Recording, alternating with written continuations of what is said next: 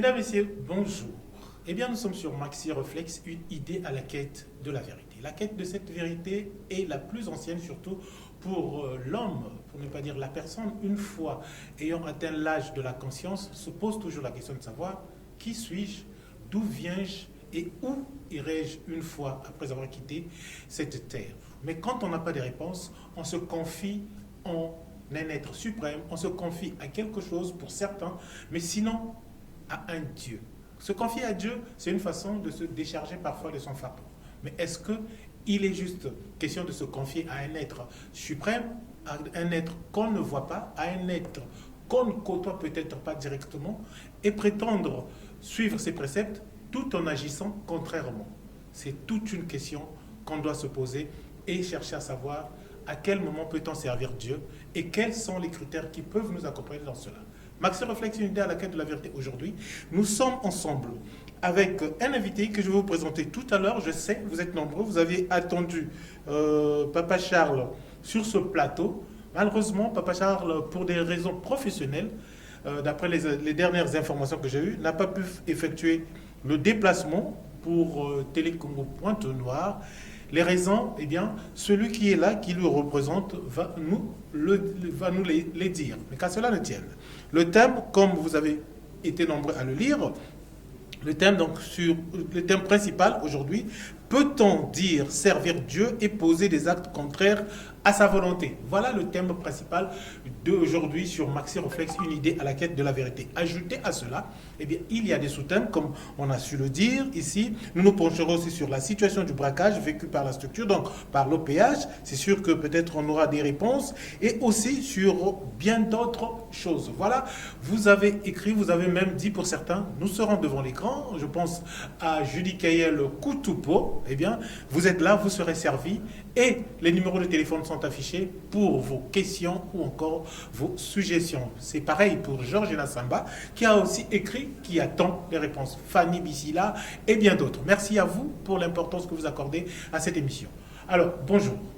Bonjour, cher journaliste. Alors, je n'ai pas voulu prendre votre identité en amont. Je voudrais bien que vous présentez et vous nous dites peut-être avec plus de précision les raisons qui ont fait que vous représentez aujourd'hui et à cet instant Papa Charles.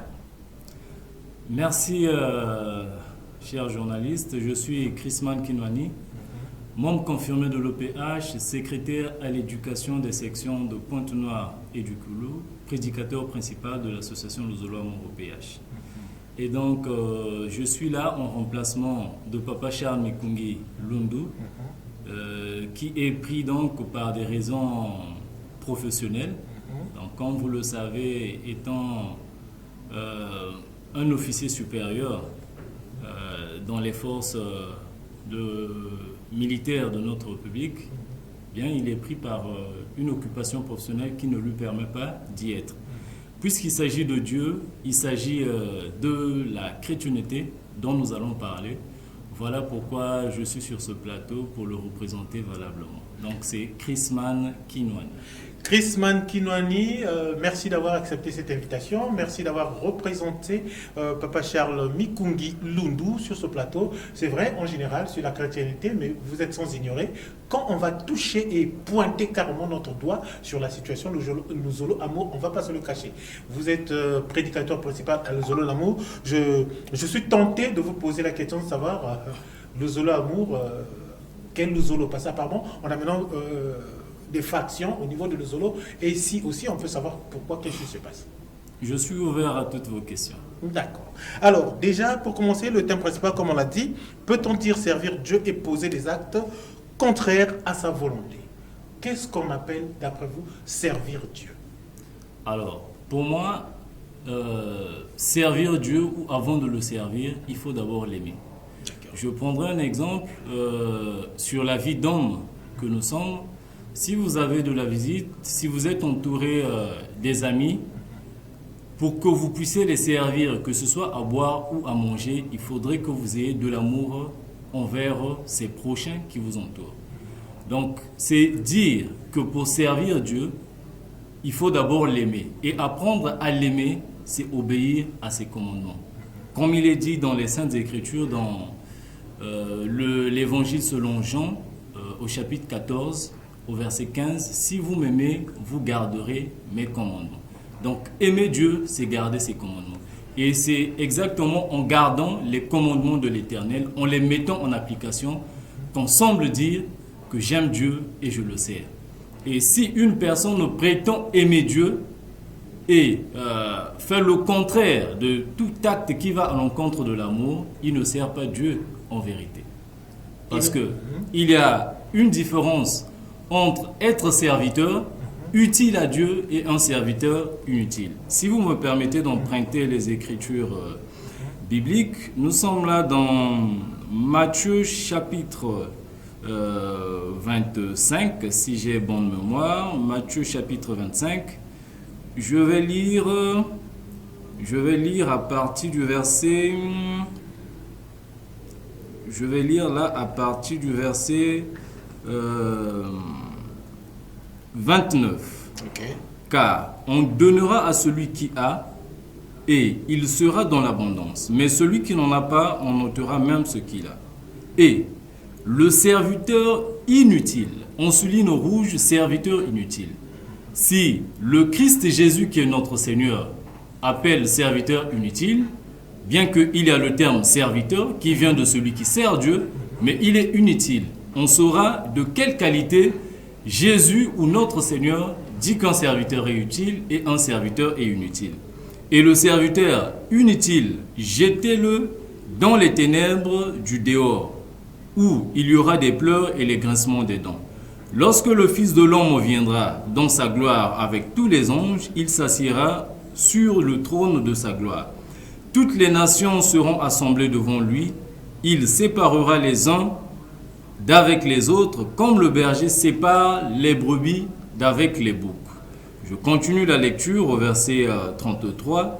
Et il mettra les brebis à sa droite et les boucs à sa gauche. Alors le roi, qui est le Christ, dira avec ceux qui sont à sa droite, venez, vous êtes bénis de mon Père, prenez possession du royaume qui vous a été préparé dès la fondation du monde. Car j'ai eu faim et vous m'avez donné à manger. J'ai eu soif et vous m'avez donné à boire. J'étais étranger et vous m'avez recueilli. J'étais nu et vous m'avez vêtu. J'étais malade et vous m'avez visité. J'étais en prison et vous êtes venus vers moi. Les justes lui répondront.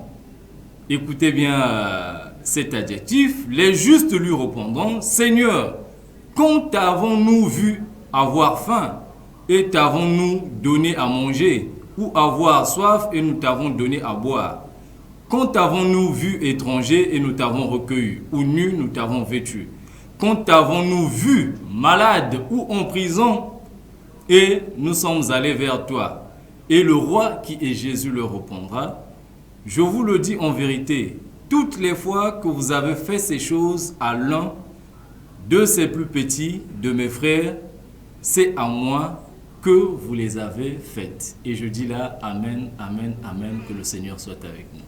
Donc c'est pour dire que devant Dieu, il y a plusieurs serviteurs. Okay. Mais parmi ces serviteurs, il y en a ceux qui sont utiles à Dieu, c'est-à-dire ceux qui obéissent à ses commandements. Et l'un des plus grands commandements de la Bible, l'un des commandements qui résume toute la Bible ou l'histoire de Dieu, c'est l'amour sincère du prochain. Car au temps de Moïse, l'Éternel a donné dans le décalogue 10 commandements. Tu ne feras pas ceci, tu ne feras pas cela. Et ces 2 commandements étaient divisés en 2 grandes parties. Les 4 premiers commandements parlaient de l'amour du chrétien ou du convaincu envers l'Éternel, c'est-à-dire tu n'auras pas d'autre Dieu devant sa face, tu ne te feras pas d'image taillée, tu ne prononceras pas le nom de l'Éternel en vain, tu respecteras le saint sabbat. Donc les 4 premiers commandements parlent de l'amour que le spirituel a envers son Dieu. Okay. Par contre, les 6 derniers autres, tu ne voleras point, tu ne feras pas ceci, les 6 autres parlent de l'amour qu'on doit avoir envers son prochain. Car si tu aimes ton prochain, tu ne peux pas le voler. Tu ne peux pas prendre sa femme. Tu ne peux pas lui faire du tort sous toutes ses formes. Et quand le Christ arrive, les 10, il les résume en ces 2-là. Tu aimeras le Seigneur de tout ton cœur, de toute ton âme, de tout ton être. Et il dit, aime ton prochain comme toi-même. Et enfin, en cette 4e génération, les gens ont posé la question à Guy-Émile Houphouët-Boigny, qui est le président fondateur de l'ASLA OPH, nous en parlerons, et le grand maître de l'OPH. Il dit, mais quel est le plus grand commandement que nous devons respecter pour avoir le royaume éternel? Il dit, parmi les plus grands commandements, il y en a tellement trop, mais moi, en tant qu'Émile, je les réduis en un seul.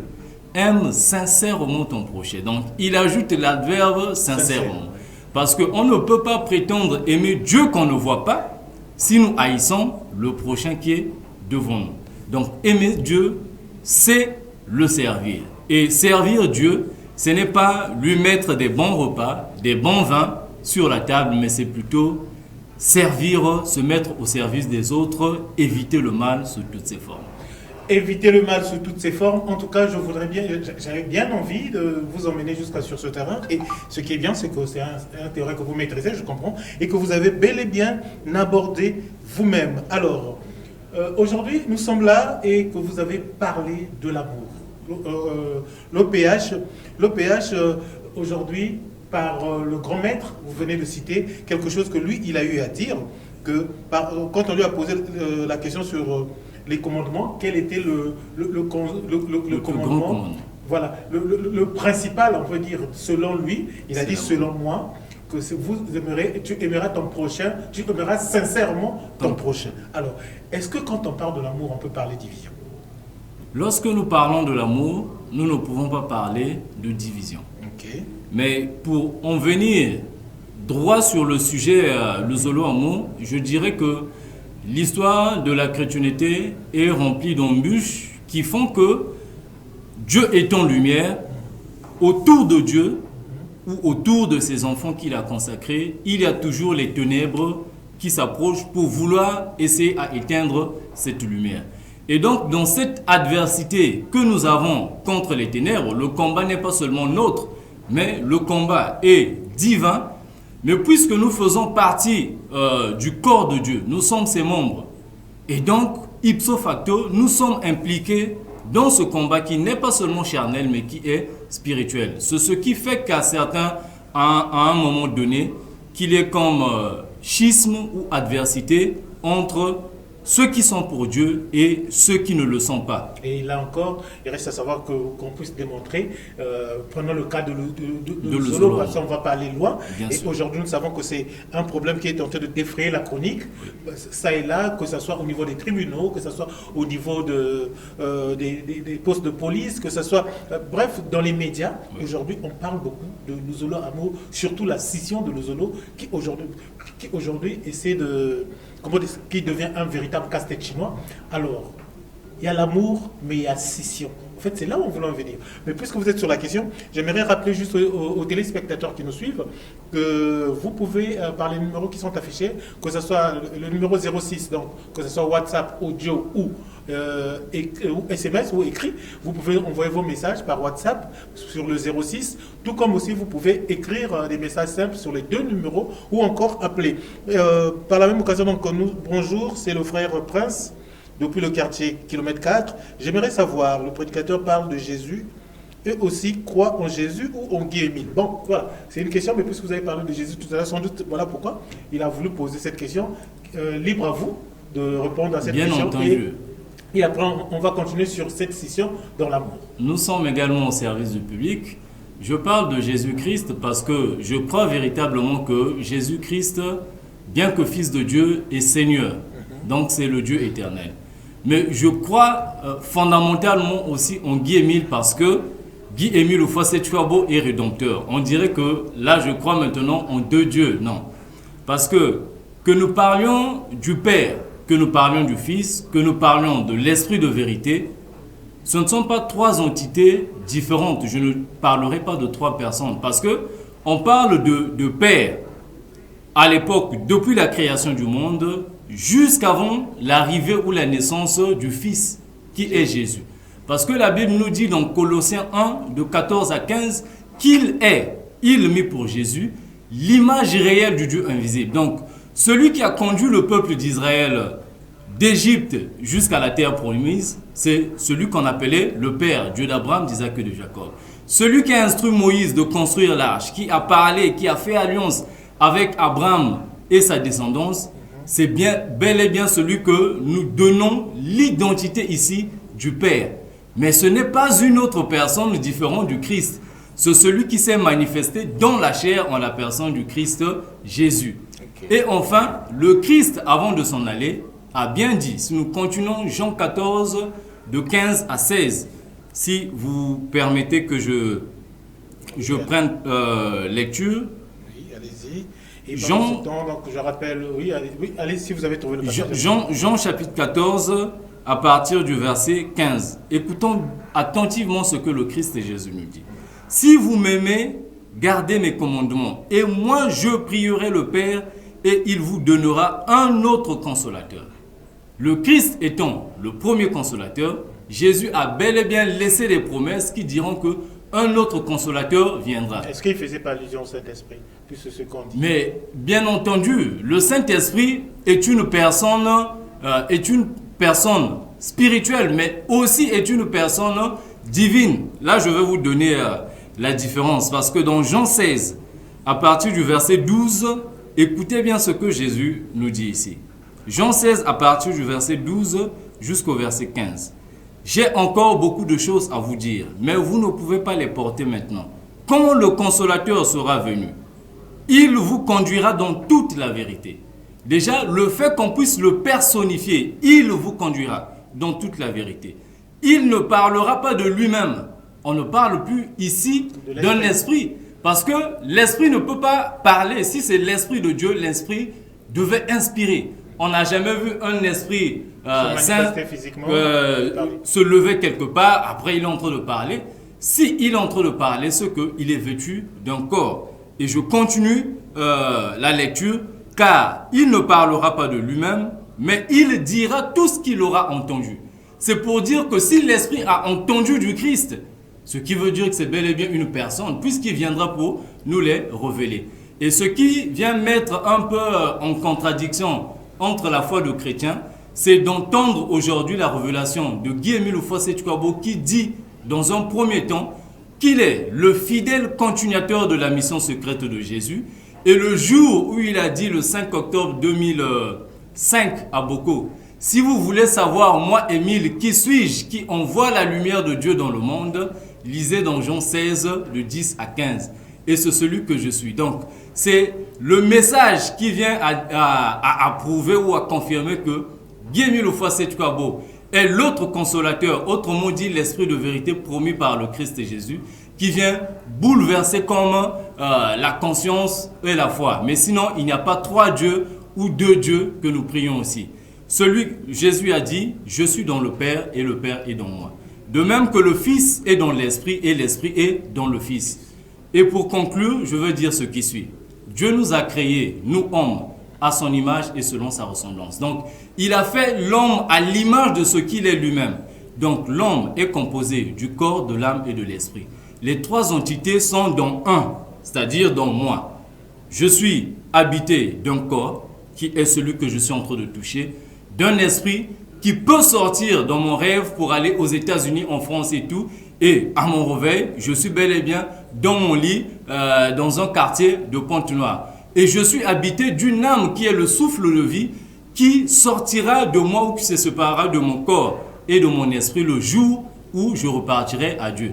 Donc, que le jour où mon corps ira à la poussière. De même que l'homme est un, encore âme et esprit, de même que Dieu est Père, il est Fils, il est Esprit Saint. Merci beaucoup. Je pense que M. Prince a trouvé réponse. Et sur cette question, je peux vous garantir que nombreux n'ont pas toujours compris la quintessence de cette partie-là. Et moi aussi, il y a beaucoup de choses que je viens d'apprendre là-dedans. Parce que quand on parle du consolateur, qui, là, on peut comprendre que ce consolateur, l'Esprit Saint, mais... est bel et bien une personne physique. Une personne physique et tout. On peut arriver... Bref, je ne juge pas. Je suis comme un Suisse, comme on le dit. Mais voilà. Donc, c'est la réponse qu'on a donnée à M. Prince qui nous a écrit depuis le quartier kilomètre 4. Vous pouvez nous écrire, continuer à écrire, les numéros sont affichés. Donc le 06, vous pouvez écrire aussi par le 06, même par WhatsApp, vous pouvez envoyer des messages, un message vocal ou encore écrit. Voilà. Et sur le 05 aussi, vous pouvez appeler mais pour WhatsApp, c'est que le 06. Voilà, c'était la réponse à ce téléspectateur. Maintenant, sur la question d'amour, la scission, puisqu'on parle de l'amour, c'est aimer l'autre comme aimer son prochain comme soi-même. J'ai voulu qu'on s'attarde là pour qu'on revienne sur la pratique de ce qui n'est pas de Dieu. Puisque si on ne peut pas pratiquer l'amour, on va dire qu'on n'est pas de Dieu. Exactement. Okay? On n'est pas de Dieu parce qu'on ne fait pas ses préceptes.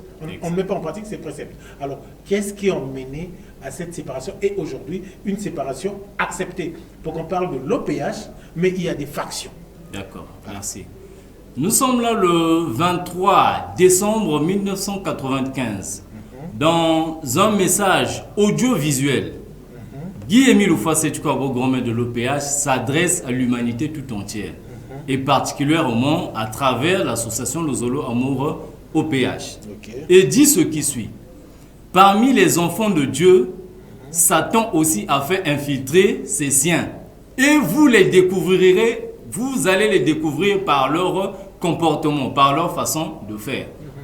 Et plus loin, il vient donner les détails pour dire que les enfants de Satan se sont infiltrés parmi les enfants de Dieu.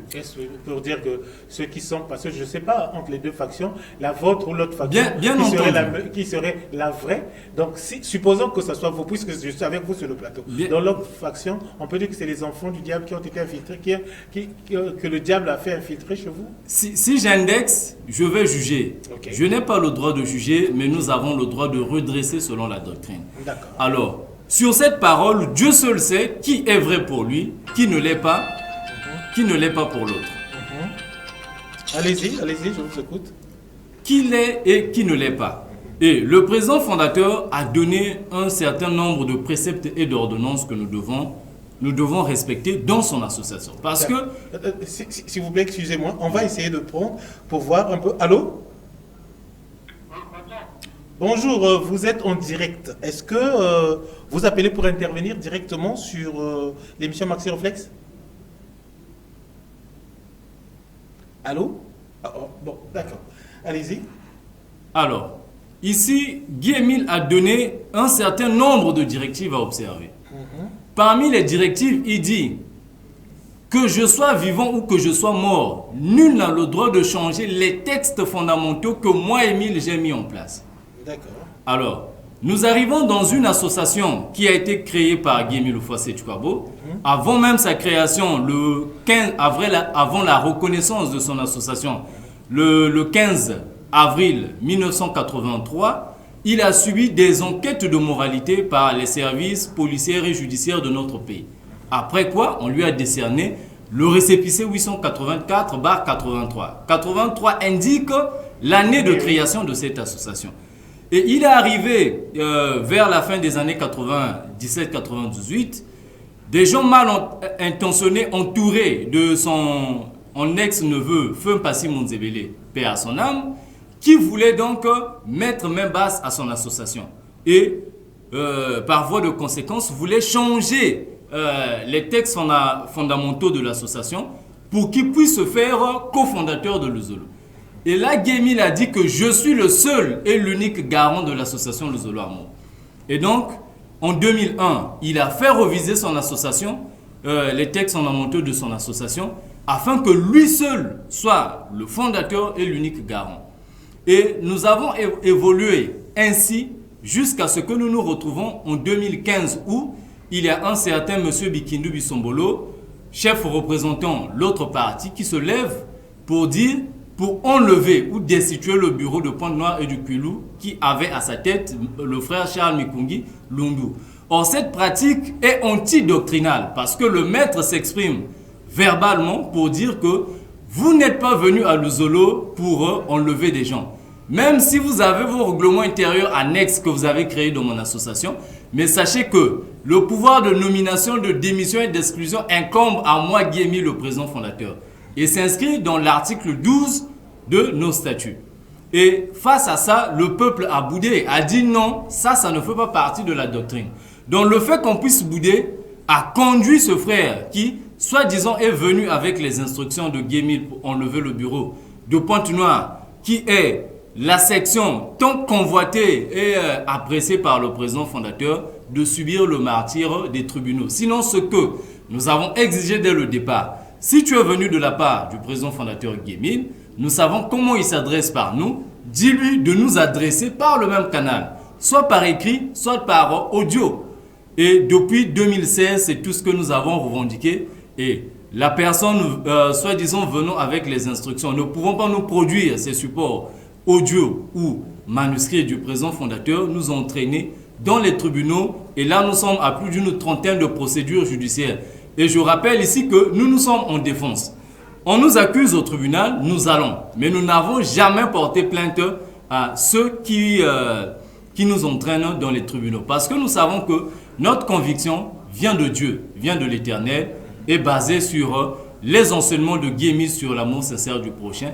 Et nous n'avons pas le droit de se lier à ce que les autres sont en train de nous faire, c'est-à-dire haïr les autres. D'accord. Vous dites que c'est vrai, parce que vous êtes habité par les convictions de Guy Émile, qui est ce consolateur qu'on vous avait promis, et que ce consolateur, par rapport à sa vocation, il ne pense pas que ce serait l'idéal de porter plainte, de faire ceci contre ceux qui vous portent plainte. Et Guy Émile le mentionne dans sa doctrine. Nous n'avons pas le droit de porter plainte à un frère ou à une sœur. D'accord, mais de l'autre côté, on le fait. Bien Ce qui sûr. sous-entend que ce n'est pas la doctrine de Guy Émile qui sont en train de suivre. Bien mais entendu. n'empêche qu'on porte le nom de l'OPH. Bien sûr. Bref, en tout cas, moi, c'est ce que je constate, c'est ce que nous constatons. Et le plateau de Maxi Reflex est ouvert à tout le monde, pour ceux-là qui voudront bien venir poser leurs problèmes, poser leurs questions, ou encore réagir sur un fait donné. Alors, vous avez parlé d'une trentaine de procès. Est-ce qu'il y a des procès qui ont abouti en faveur d'eux? Ou Bien- encore, bien souvent, entendu. la plupart du temps, est-ce qu'il y a eu... Bien entendu. Oui. L'affaire a commencé ici à Pointe-Noire, au tribunal de Ntiétié, où ceux de Brazzaville, soutenus par Jean-Pierre Bikindu Bissombolo, avaient sollicité en premier la prise des biens en notre possession appartenant aux frères et sœurs de Pointe-Noire, D'accord. bien auquel il n'a jamais contribué à l'acquisition. Eh bien, nous avons dit non et on a retracté cette ordonnance qui était en notre faveur. Ils ont fait appel, nous sommes allés à la cour d'appel de Pointe-Noire et en 2019, le 29 mars, nous avons eu encore un arrêt allant dans le même sens pour dire que M. Bikindu Bissombolo, à défaut de qualité, parce qu'il n'est pas le président fondateur, l'association ne lui appartient pas pour réclamer la restitution des biens, parce que ce sont des biens collectifs des associés.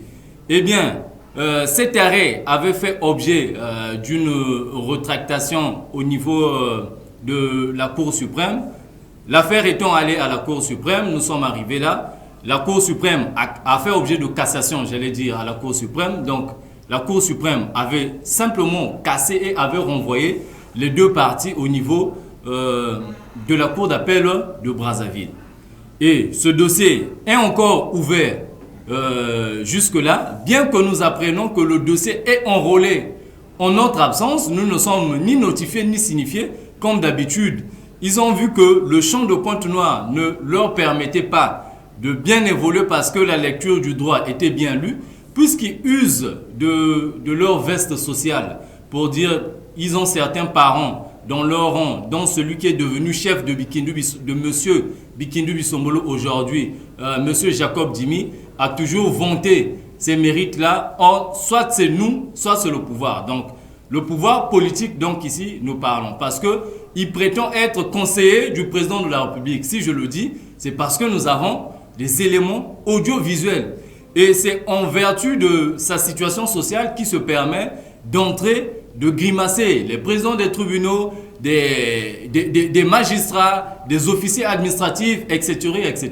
D'accord. Et Oui, vous voulez ajouter... personnellement, j'ai été avec lui au cours d'une convocation à la sous-préfecture de Goma Tsetse, en ma présence et en la présence de plusieurs autres personnes, dont un auxiliaire de justice, maître Patrick Mavungu. Il a usé des propos menaçants envers le sous-préfet de la contrée de Goma Tsetse. Donc, c'est cette confiance qu'ils ont de soudoyer, de corrompre, de faire injonction à certaines autorités de notre République, qu'ils ont maintenant accès à avoir des procès de façon imbue.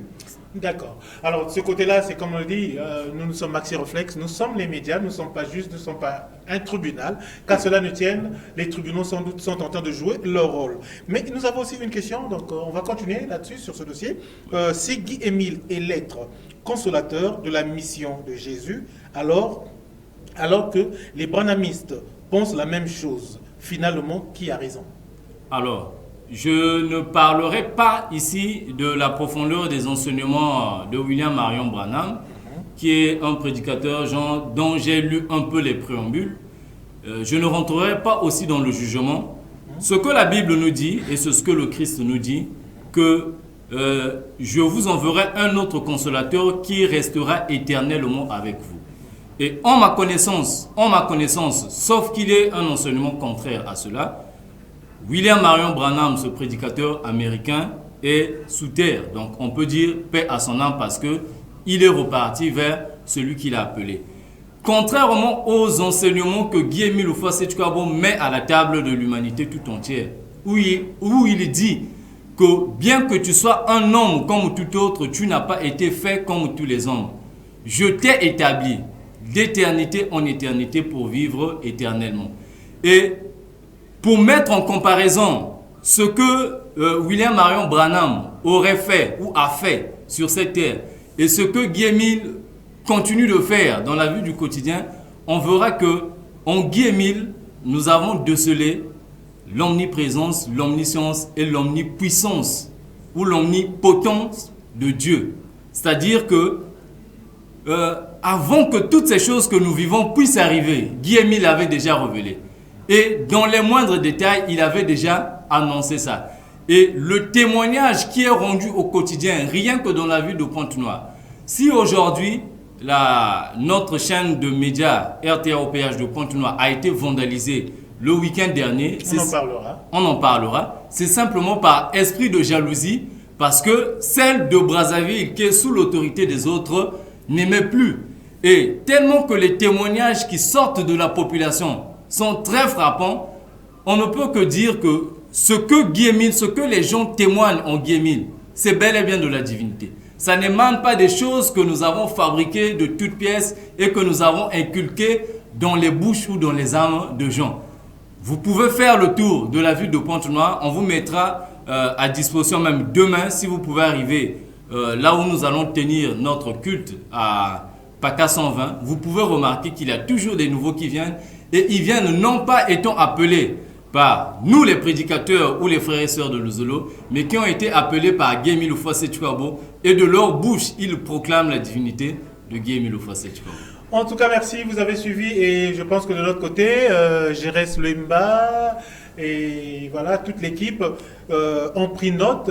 Vous avez compris que demain, à 120, il y aura quelque chose, s'il faut aller recueillir des témoignages, ce sera l'occasion. Mais qu'à cela ne tienne aussi, un autre téléspectateur, bon, sa question à lui, je ne sais pas, c'est le frère Wilfried qui dit qu'est-ce qui prouve que Guy-Émile est Dieu. Bon, je n'ai pas entendu ça de votre bouche, sauf si je l'ai mal entendu, mais vous pouvez le répondre parce qu'il a posé la question. Alors. Et chers auditeurs, chers téléspectateurs, vous pouvez continuer à envoyer vos messages pour ceux qui peuvent envoyer des messages. Voilà. Alors, pour dire, parce que je l'ai tantôt dit et il était directement allé à ma conclusion, j'ai dit que Père, Fils et Saint-Esprit égale 1, c'est-à-dire égale Dieu.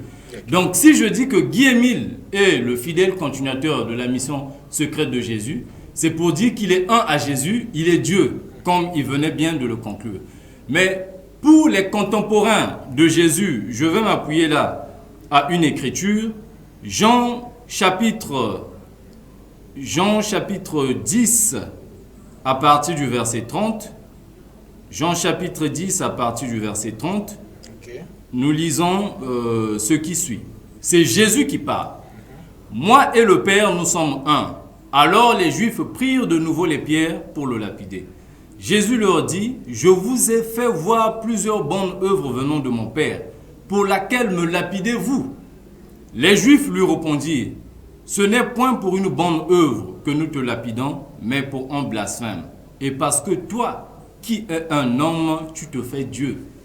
En fait, c'est en voyant la corporéité de Guy-Émile Houphouët-Boigny que les gens se posent moult questions. Comment un homme serait Dieu? Mais au temps du Christ aussi, c'était ça. Parce que dans Marc 6, de 3 à 6, il définit bien, à partir du verset 3, que Jésus-Christ était charpentier, de par sa profession. Et nous pouvons bien le lire pour que les gens sachent, pour ceux qui nous posent mille et une questions. La Bible dit ce qui suit. Marc 6, à partir du verset 2. Quand le sabbat fut venu, il se mit à enseigner dans la synagogue. Beaucoup de gens qui lui ont entendu étaient étonnés et disaient, d'où lui viennent ces choses? Quelle est cette sagesse qui lui a été donnée? Et comment comment de tels miracles se font-ils par ses mains? N'est-ce pas le charpentier? C'est à Jésus qu'on s'adresse. Ce n'est pas à Joseph, qui est Marie, génitrice de Jésus.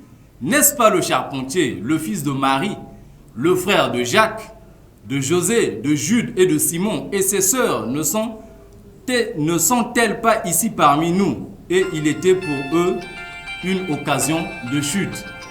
Donc, pour vouloir comprendre pourquoi nous disons que Guy-Émile est Dieu, et simplement il faut se référer à tous les signes qui viennent confirmer sa divinité.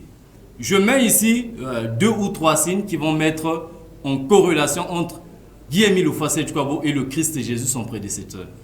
Quand Jésus est né, avant bien sa naissance, il y a une étoile dans les cieux qui a manifesté le symbole de sa venue, n'est-ce pas? Oui. C'est cette étoile qu'on appelle étoile de David, étoile de Bethléem.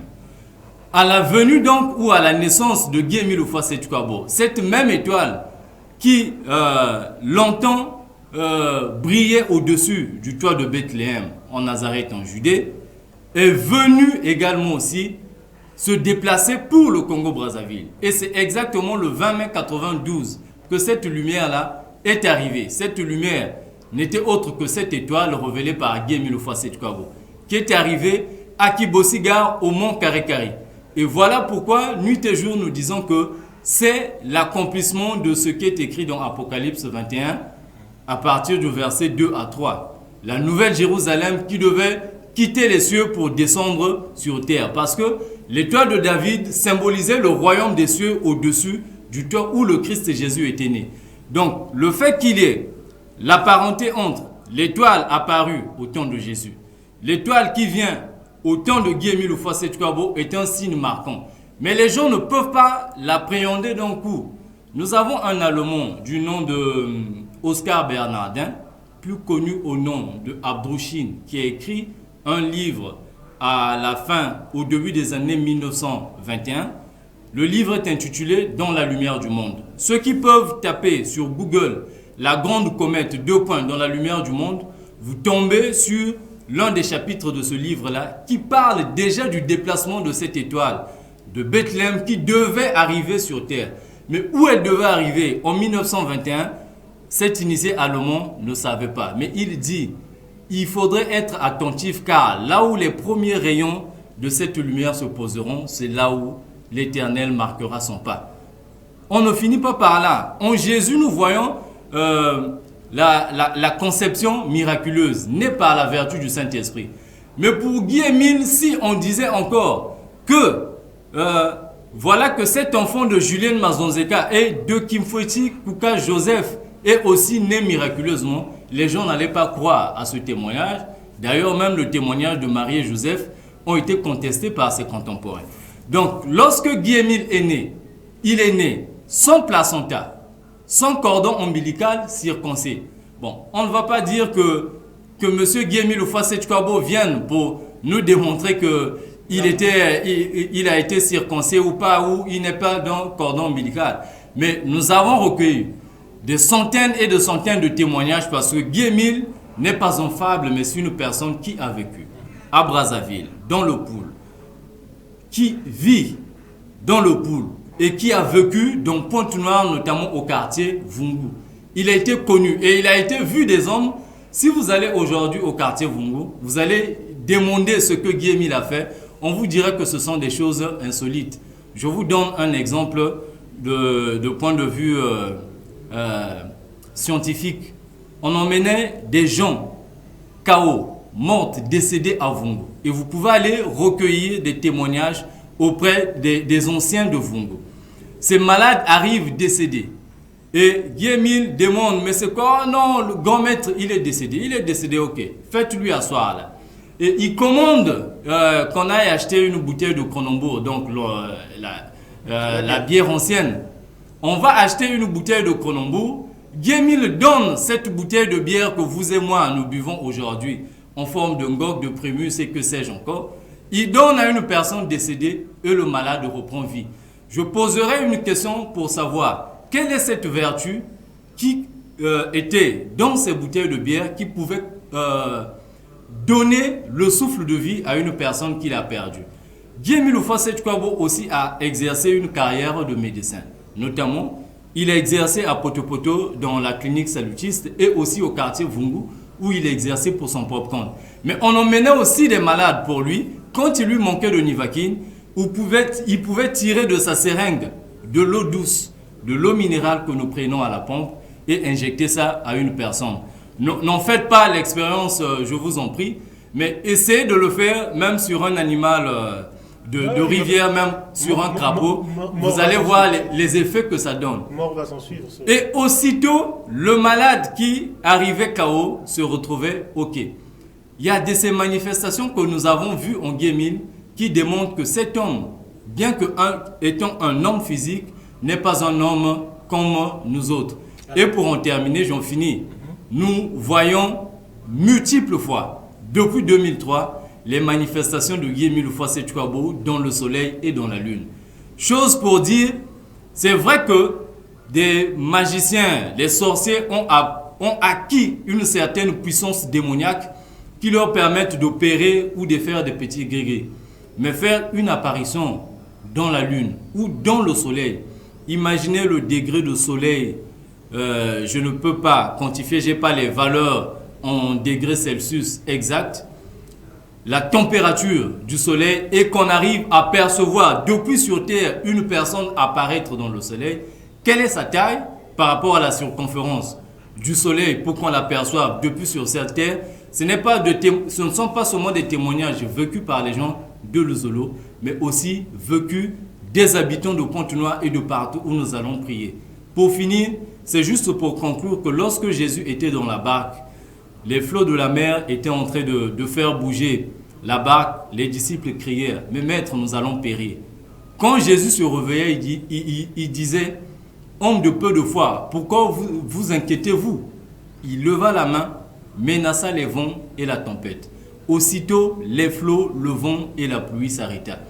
Et l'un des disciples se posait la question de savoir qui est celui-ci à qui même les éléments de la nature obéissent. Donc, nous posons la même question. Qui est Guy-Émile Houphouët-Boigny pour qu'il puisse naître sans placenta, sans cordon ombilical circoncis? Est-ce un phénomène de la nature? La question est posée aux scientifiques pour savoir si un enfant peut vivre sans cordon ombilical dans le sein maternel, parce que le cordon ombilical permet de nourrir l'enfant et cet élément qui permet que l'alimentation de la mère puisse passer à l'enfant. Mais 9 mois sans cordon ombilical, comment ce bébé a-t-il vécu dans le sein maternel?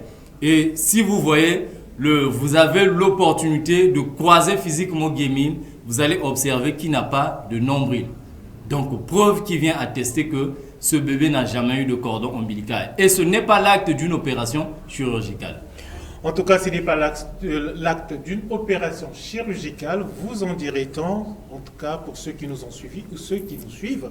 Eh bien, toutes les opérations ont été là données. Toutes les opérations ont été là données. Et toutes les, peut-être pas démonstrations, hein, mais au moins quelques-unes ont été faites ici, libres à chacun, de par sa croyance, de par sa volonté ou de sa façon de voir les choses, d'apporter des éléments contraires s'il y en a, ou encore, pourquoi pas, puisque nous sommes là avec l'OPH, et pour ceux qui voudront dire le contraire, pourquoi pas, Maxi Reflex est là, pour tout le monde. Alors, dans vos propos, vous avez mentionné, et ça, je l'ai dit quand l'annonce a été publiée sur le vandalisme. C'est comme je vous ai dit, Maxi Reflex, c'est la télévision, ce n'est pas le tribunal et ce n'est pas aussi, nous ne sommes pas ici, comme on dit, les OPJ pour essayer de comprendre ou démontrer ce qui s'est passé. Mais où est-ce qu'on en est? Où est-ce qu'on en est avec les enquêtes sur ce vandalisme-là? Qu'est-ce qui s'est passé? Ok. Ici, je viens juste pour donner l'information, une information que nous avons déjà donnée à plusieurs médias. Et le samedi dernier, nous étions là, 24 juin, si j'ai bonne mémoire.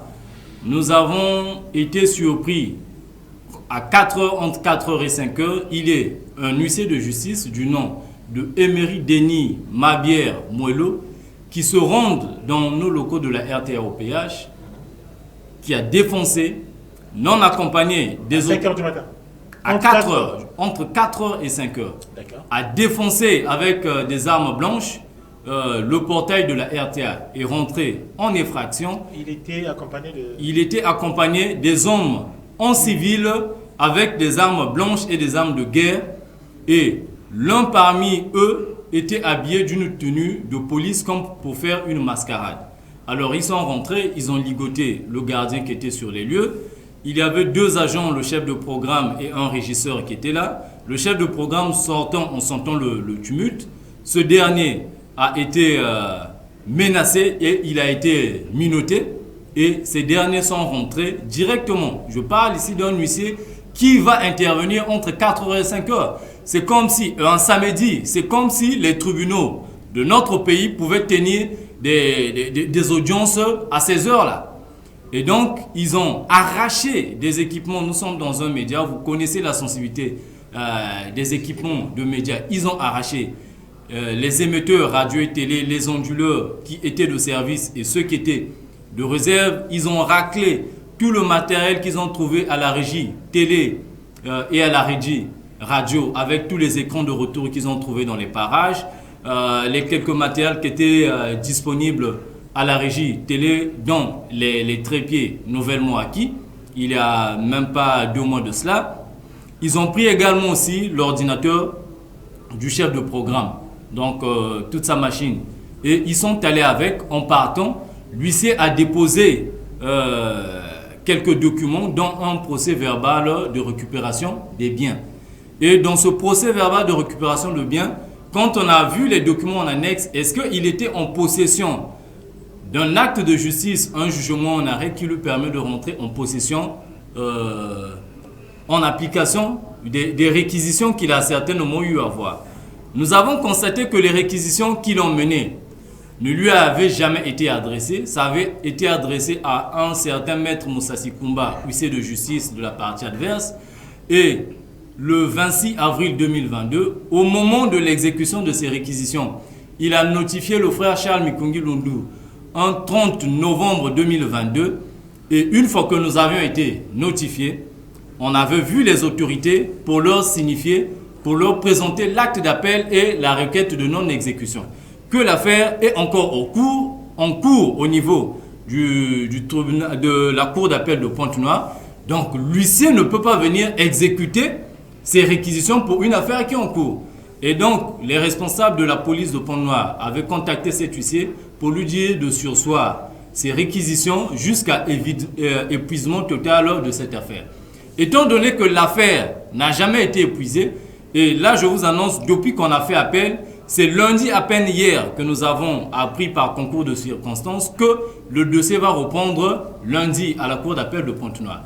Et donc c'est sur cet extrait du plumitif là, de la cour d'appel, que l'huissier est venu, a voulu exécuter l'extrait du plumitif qui n'est pas un acte juridique, un jugement ou un arrêt comme tel, à des heures un but où il n'était pas censé travailler un week-end et il a emporté tous les biens avec lui.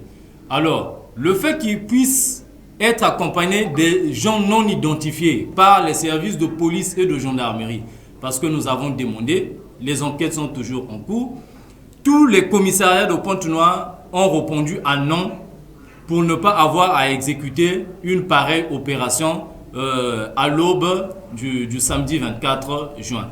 Et donc, nous disons que les pratiques menées par l'huissier ne sont pas orthodoxes, comme d'accoutumé, comme défini par le code des huissiers, dont je suis profane d'ailleurs, mais avec le bon sens, étant profane du droit, nous savons que la justice a des manières de faire. Lorsque un huissier est en possession des actes avec des réquisitions qu'il veut exécuter, il arrive, il notifie d'abord la partie adverse et il y a même un temps de recours à partir de la date de notification auquel vous pouvez agir ou non. Et une fois qu'il vous a notifié, chose qui n'a pas été faite, l'huissier arrive sur les lieux avec les réquisitions en cours, il les signifie et il met les scellés tout en inventoriant le matériel. Et dans le PV de récupération des biens, les matériels ne sont pas d'abord inventoriés. Il est écrit juste 2 émetteurs radio et télé et puis quelques équipements électroniques. Pardon, ça, il a écrit ça sur place? Non, il est écrit avant. Et l'heure même était mentionnée 6h30 dans le PV. Alors comment est-ce qu'il savait le matériel qu'il devait venir trouver sur place? Mais bien entendu, parce qu'il a été renseigné. Non, je n'ai juste que posé la question. Bien sûr, c'est une question, certainement parce qu'il a été renseigné. En tout cas, c'est comme je l'ai dit, nous ne sommes pas des OPJ ici, nous sommes des journalistes et ce n'est pas un tribunal au niveau de Télé Congo Pointe-Noire. Vous avez écouté les propos, vous allez vous-même faire le discernement. Nous avons parlé d'un certain comportement, de certains agissements qui ne relevaient peut-être pas de ceux qui se prétendent dire être de Dieu. Nous avons discuté là-dessus et des questions ont été posées notamment sur cette divinité dont on fait allusion et certaines choses qui se passent au niveau de l'OPH ici, dans notre pays. Et comme vous savez, c'est une grande association. Et savoir aujourd'hui qu'il y a des fractions de ceci, fractions de cela, bref, ça ne peut que blesser les croyants. Mais qu'à cela ne tienne, chacun sait ce qu'il veut et où il va. Alors, nous sommes arrivés à la fin de cette émission. On peut aller plus que loin dans cette émission, mais voilà, quand j'essaie de voir de l'autre côté, ok, vous avez 1 minute. Est-ce qu'il y a quelque chose qu'on aurait aimé dire, qu'on n'a pas dit? Vous avez 60 secondes. Voilà. Alors, c'est l'inquiétude que nous avons du fait que toutefois que nous allons envers les autorités pour leur donner une information sur le mauvais traitement du dossier Luzolo, ils sont toujours restés réticents ou lents à la réponse de notre côté. Mais il y a quelques jours de cela, je crois entre le mardi ou le mercredi, nous avons donné un mouvement de corps sur les réseaux sociaux. Disons que le samedi, nous allons prier à une cellule de base qui est nôtre, qui est dans le quartier Vungu. Et aussitôt, les voisins sont allés voir les autorités de la place de Pointe-Noire. Aussitôt qu'ils ont reçu leur courrier, ils nous ont contactés pour nous conseiller dans le sens d'éviter le trouble à l'ordre public. Alors que depuis le samedi, qu'on a avisé ces mêmes autorités, aucune réponse de leur part nous est donnée au braquage qu'on a fait constater et aux vidéos publiées par les braqueurs qui est jusqu'aujourd'hui sur Facebook. On leur a donné des éléments, on leur a situé sur là où se trouve notre matériel. En tout cas, aucune action concrète qui peut apaiser notre souffrance ne nous est donnée. Et nous déplorons un peu cette latence de l'État, du fait que nous puissions être marginalisés. C'est comme si on nous classait dans la seconde zone des Congolais, alors que tous nous l'étions.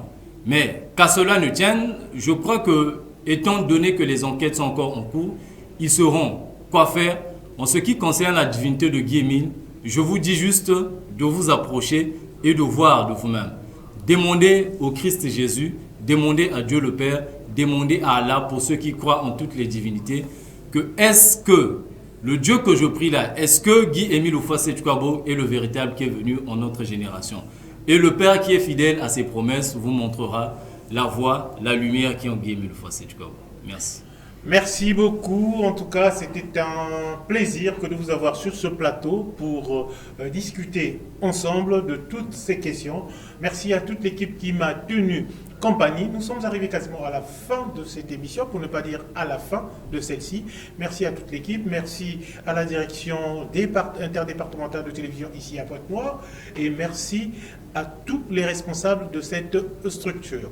Il arrive aujourd'hui qu'on dise que le monde est devenu, comme qui dit, un tout petit village planétaire. Il y a beaucoup de choses qu'on ignorait, qu'on apprend à connaître et à comprendre aujourd'hui. Sans doute, après qu'on ait pris si on peut avoir cette certitude, après qu'on ait pris quelques témoignages au niveau de Luzolo, au niveau même de ce qui pourra se passer demain, si possible, et on verra bien avec cela comment faire concorder non seulement ce qui a été dit, ce que nous allons entendre là-bas, et ce que les vérités qui sont en train de sortir sur la toile aujourd'hui, parce que vous savez, il y avait beaucoup de choses qui étaient cachées, qui sortent. Et il y a eu des vidéos qu'on pourra toujours mettre à votre disposition, des vidéos d'après les recherches de Maxi Reflex, qui montrent qu'il y a des vieilles cartes du monde, datant de 1500 et quelques, 1600 et quelques, qui arrivaient à démontrer que dans la zone de l'Afrique, donc c'est au niveau de l'Afrique où on a commencé à parler des Juifs. Bien sûr. Des vrais Juifs, les vrais Juifs, les anciens, les premiers Juifs étaient dans africains. Le Royaume Congo. Dans le Royaume Congo. Vous vous rendez compte? Dans le Royaume Congo. Mais ça, c'est pour une prochaine fois. Et c'est sûr que avec Luzolo... J'y reviendrai pour argumenter. D'accord. Donc voilà, le rendez-vous est pris. Donc pour le prochain numéro, on sera autour de là, puisque vous savez que il y a peut-être des gens qui en ont parlé, mais si on a eu l'occasion de suivre et d'accepter un propos, peut-être pas accepter, d'écouter un propos, c'est quand Luzolo a dit que Jésus est noir. Dieu est noir, Jésus-Christ est africain. Et c'était du tollé. Mais aujourd'hui, avec certaines découvertes, on commence peut-être à donner raison. Mais on va développer ça dans ce studio et sur ce plateau de Maxi Reflex une prochaine occasion. Peut-être le samedi prochain, si Dieu le veut. À défaut, une prochaine fois. Voilà, merci à vous. On se retrouve sur la même chaîne, même heure, même émission. Au revoir et à très bientôt.